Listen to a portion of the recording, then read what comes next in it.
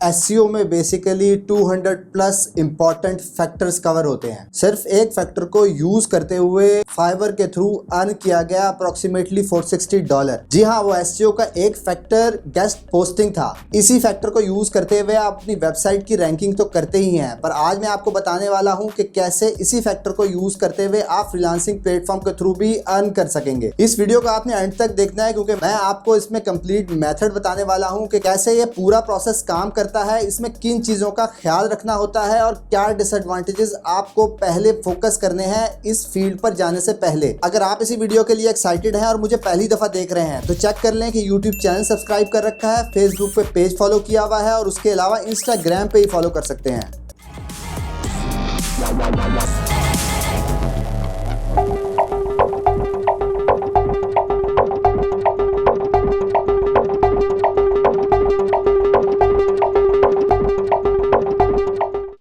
जी हाँ, मैं हूं Asbar, a digital marketer, project consultant and a commercial blogger. मेरी most of the audience SEO से रिलेटेड है और एसईओ के तमाम फैक्टर्स मैं डिस्कस करता हूं अपनी वीडियोस में। इसलिए मैंने सोचा कि ऐसी सर्विस जो कि आप अपनी वेबसाइट्स को रैंकिंग लेने के लिए यूज करते हैं, उसी सर्विस को आप फ्रीलांसिंग प्लेटफॉर्म पे ही प्रोवाइड कर सकते हैं और उससे मनी मेकिंग कर सकते हैं। तो वही फैक्टर जिसका नाम है गेस्ट पोस्ट, उसी सर्विस से रिलेटेड एक गिग बनाई गई फाइवर पर और विद इन 15 डेज के अंदर अप्रोक्सीमेटली $460 का ऑर्डर रिसीव हो गया। तो जैसे कि वीडियो के स्टार्ट से मैं गेस्ट पोस्टिंग की बात कर रहा था और जो लोग इस टर्म को पहली दफा सुन रहे हैं तो उनके लिए अब आगे इसी को डिटेल में एक्सप्लेन करता हूं। सबसे पहले बात करते हैं कि गेस्ट पोस्टिंग क्या होती है। गेस्ट पोस्ट बेसिकली एक लिंक प्लेस करते हैं आप अपनी वेबसाइट पे नहीं, दूसरों की वेबसाइट पे प्लेस करते हैं, जिसमें उनका इंटरेस्ट होता है कुछ अमाउंट ऑफ मनी जो कि वो आपसे लेते हैं और आपका लिंक एक आर्टिकल के अंदर आपकी वेबसाइट को प्रोवाइड कर देते हैं, जिसे गेस्ट पोस्ट कहा जाता है। गेस्ट पोस्ट का प्रोसेस इस तरह काम करता है कि आपको एक लिंक गेन होता है किसी और की वेबसाइट पे, आप एक लिंक रिसीव करते हैं किसी और की वेबसाइट पे।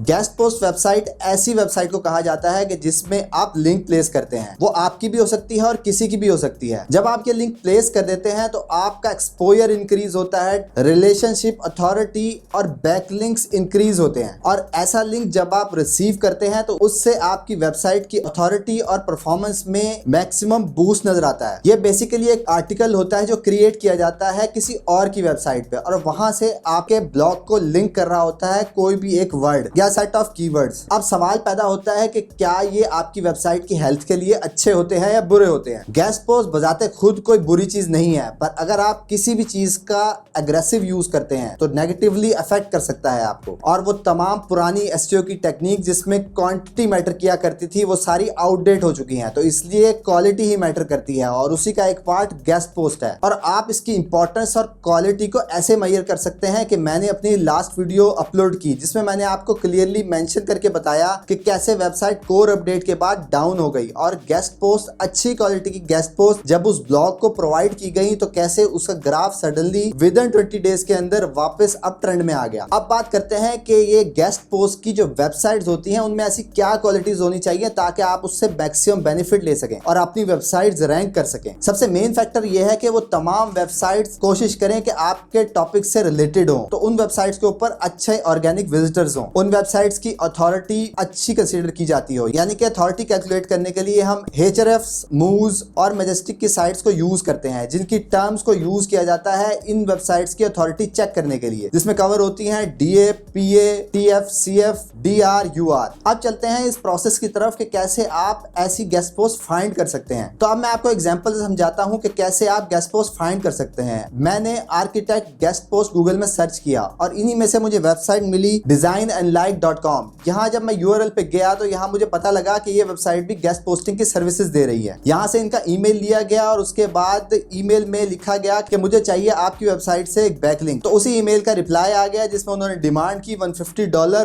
पर लिंक और कुछ निगोशिएशन के बाद ये डिस्काउंट करा के प्राइस $100 में कंफर्म कर दी गई और इस वेबसाइट के थ्रू मैंने अपनी वेबसाइट का बैकलिंक परचेज कर कर लिया। ये तो था एक प्रोसेस। अब दूसरा प्रोसेस ये है कि आप सिमिलर टाइप की तरह architecture plus in title right for S को इसी मेथड के थ्रू, इसी अरेंजमेंट के थ्रू जब गूगल पे सर्च करते हैं तो आपके सामने मुख्तलिफ वेबसाइट्स आ जाती हैं। ये भी तमाम गेस्ट पोस्टिंग ही प्रोवाइड कर रही होती हैं। इसी में से एक वेबसाइट आर्किटेक्चर्स आइडियाज को ओपन किया गया और यहाँ पर उन्होंने अपनी डिटेल मेंशन कर रखी है कि इनकी वेबसाइट पर 2.2 के ऑर्गेनिक विजिटर है और साथ में उन्होंने ये भी एक्सप्लेन किया कि जब आप इनसे गेस्ट पोस्ट डिमांड करेंगे तो आपकी आर्टिकल्स में किस तरह की क्वालिटीज होनी चाहिए। ऐसा लिंक ओपन करेंगे और अगर वो गेस्ट पोस्टिंग सर्विसेज प्रोवाइड कर रही होगी तो यहाँ पर सारी डिटेल्स मेंशन करेंगी, यानी कि उनको किस टाइप का आर्टिकल्स रिक्वायर होगा, कितने वर्ड काउंट चाहिए। अगर उन्होंने ये डिटेल यहाँ नहीं भी मेंशन कर रखी तो जब आप उनको ईमेल करेंगे तो वो कुछ और एक्स्ट्रा डिटेल के साथ ईमेल में ये सारे पॉइंट जो वो लोग कंसीडर करते हैं वो आपको प्रोवाइड करेंगे। यानी कि जब भी आप उनको आर्टिकल प्रोवाइड करेंगे तो वो उन टर्म्स एंड कंडीशन पर फुलफिल होना चाहिए, तभी वो आपका आर्टिकल अप्रूव करके उसमें वो लिंक प्लेस करेंगे। इसी प्रोसेस को फॉलो करते हुए मैंने 50 साइट्स की लिस्ट कंप्लीट कर ली, जिसमें मल्टीपल टाइप की वेबसाइट थी, मल्टीपल कैटेगरीज की वेबसाइट थी और उनकी प्राइस रेंज $60 टू $250 तक जाती थी। ये जब तमाम एक्टिविटी की गई तो इससे मालूम हुआ कि कौन सी वेबसाइट्स होती हैं जो कि हाईली चार्ज कर रही होती हैं और कौन सी वेबसाइट हैं जो मीडियम या मिनिमम अमाउंट चार्ज कर रही होती हैं। ये डिपेंड करता है आपकी वेबसाइट की क्वालिटी पर जिससे आप बैकलिंक परचेज करना चाह रहे हैं, तभी ये अमाउंट फ्लक्चुएट हो रही होती है। जब ये लिस्ट कंप्लीट हो जाती है तो इसका बेनिफिट आप दो तरीकों से ले सकते हैं। नंबर 1 कि आप अपनी ही गेस्ट पोस्ट साइट बनाएं और उसकी अथॉरिटी इतनी इंक्रीज करें, उसकी ट्रैफिक इतनी इंक्रीज करें कि लोग आपसे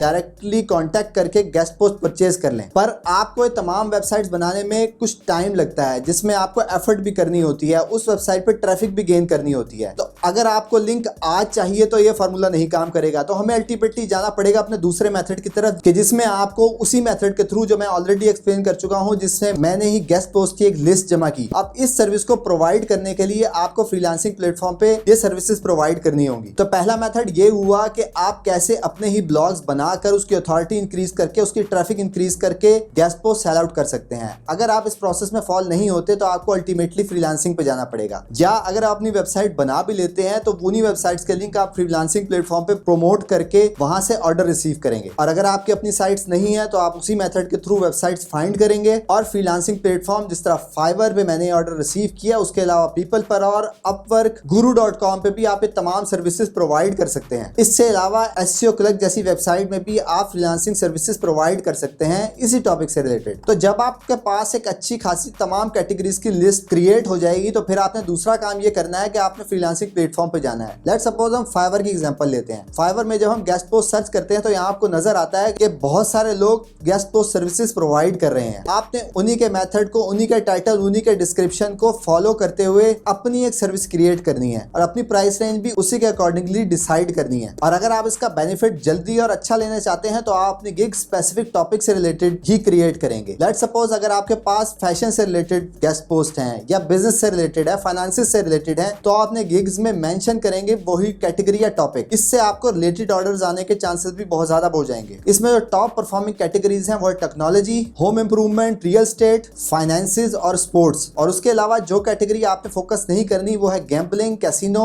और एडल्ट टॉपिक्स। तो अब बात करते हैं कि अगर आप बिजनेस के अंदर आ चुके हैं तो अब आपको क्या काम नहीं करने हैं उसके ऊपर नजर डालते हैं। जब आप अपनी गिग क्रिएट कर लेंगे या सर्विसेज क्रिएट कर लेंगे किसी प्लेटफॉर्म में, तो जब आपका बायर आपको कांटेक्ट करेगा और आपसे डिमांड करेगा आपकी वेबसाइट्स की लिस्ट, तो आपने कंप्लीट लिस्ट नहीं सेंड करनी है। हमेशा उसकी कैटेगरी पूछनी है, उसके बिजनेस की टाइप पूछनी है और उससे रिलेटेड 3 to 4 वेबसाइट आप उसको प्रोवाइड कर सकते हैं। अगर आप उसको तमाम लिस्ट प्रोवाइड कर देंगे तो वो डायरेक्टली क्लाइंट से कांटेक्ट कर लेगा और फिर आप दरमियान में से निकल जाएंगे। जब आप क्लाइंट को एग्री कर लेते हैं उन तमाम टर्म्स एंड सर्विसेज पे, तो आपको मालूम होना चाहिए जो आर्टिकल आपने उन साइट्स को प्रोवाइड करना है जो कि स्पिन कंटेंट या हाई क्वालिटी आर्टिकल ही डिमांड करती हैं, तो आपने ये डिसाइड करना है कि वो आर्टिकल वो प्रोवाइड करेगा कि आप प्रोवाइड करेंगे। अगर आप प्रोवाइड करेंगे तो उससे उसका चार्ज करेंगे और वो आर्टिकल पब्लिश करने से पहले आपने क्लाइंट को प्रूफ रीड कराएंगे ताकि अगर उसको कोई इशू है तो वो उसी टाइम देख के फिक्स कर ले, बजाय आप जब आर्टिकल पब्लिश करा दें तो फिर आपके लिए प्रॉब्लम क्रिएट हो सकती है। किसी भी टाइप का स्पिन कंटेंट या गिबरिश कंटेंट नहीं काम करेगा। तो अब बात करते हैं कि जब आप ऑर्डर ले लेंगे तो अपनी प्राइस कैसे डिसाइड करेंगे कि आपने एक लिंक कितने में सेल करना है। तो आपको ये मालूम होना चाहिए कि 20% फाइवर चार्ज करता है। उसके अलावा आपने उस साइट को, लेट्स सपोज आपने अगर उस गेस्ट पोस्टिंग साइट को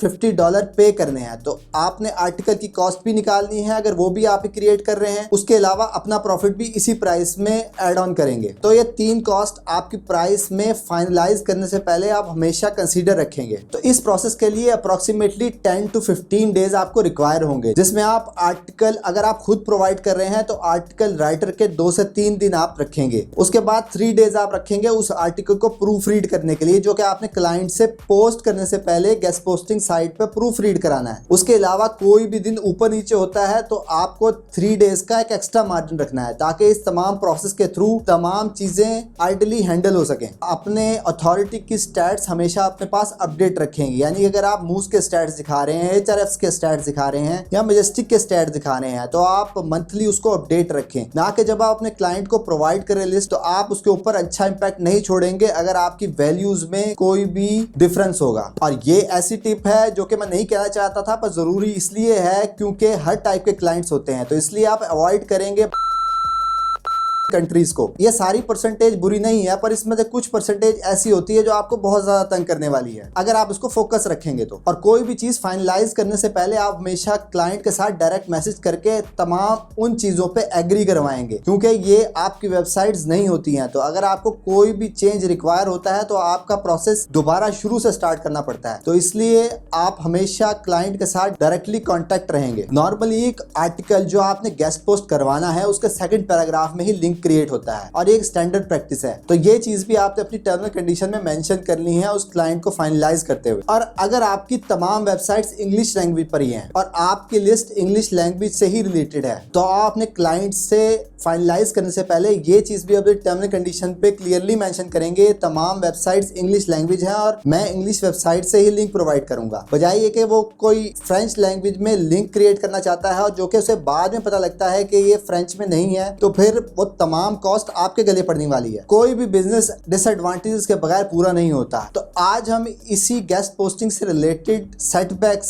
क्या फेस कर सकते हैं आप वो डिस्कस करते हैं। अब तक आपको ये तो पता लग गया कि ये तमाम वेबसाइट्स आपकी नहीं है, तो जो चीज आपकी नहीं है तो अगर उसमें कोई प्रॉब्लम क्रिएट होता है, यानी कि अगर आपके क्लाइंट को कुछ चेंज करवाना है तो फिर आपको सेम प्रोसेस के थ्रू जाना पड़ेगा। और अगर उसने कोई ऐसी चीज डिमांड कर ली है जो आपका गेस्ट पोस्ट साइट का ओनर नहीं करके दे रहा, कंफ्लिक्ट के चांसेस पैदा हो जाएंगे। तो इसलिए आपने हर चीज अप टू डेट रखनी है और समझ के करनी है। और इसका प्रोसेस नॉर्मली 10 to 15 डेज पे चलता है, ताकि तमाम चीजें, जिस तरह मैंने ऑलरेडी एक्सप्लेन किया क्या मसले आ सकते हैं, तो उस 14 डेज के साइकिल में रहते हुए आपने काम करना है। अगर आप जल्दी करेंगे तो आपके क्लाइंट के साथ कोई भी डिस्प्यूट अगर खड़ा होता है और आप टाइमली हैंडल नहीं करते तो फिर आपकी प्रोफाइल इफेक्ट होगी। और अगर आप उस क्लाइंट के बिहाफ पे गेस्ट पोस्टिंग साइट को ऑलरेडी पे कर चुके हैं तो वो कॉस्ट भी आपको बियर करना होगी। और डिसएडवांटेज ये भी है कि पहले आपको अपने क्लाइंट के बिहाफ पे गेस्ट पोस्टिंग साइट को पे करना पड़ता है, तभी वो लिंक क्रिएट करती है। तो इसमें आपका पैसा इंक्लूडेड रहता है, यानी कि आपका पैसा उस तमाम प्रोसेस में बाउंड रहता है जब तक कि आपको फाइवर से क्लियर होके या किसी भी फ्रीलांसिंग प्लेटफॉर्म से पेमेंट क्लियर होके आप तक नहीं जाती। तो तमाम का तमाम रिस्क आपके कंधों पर होता है। अगर कोई भी चीज आप आइडियली हैंडल नहीं कर रहे तो फिर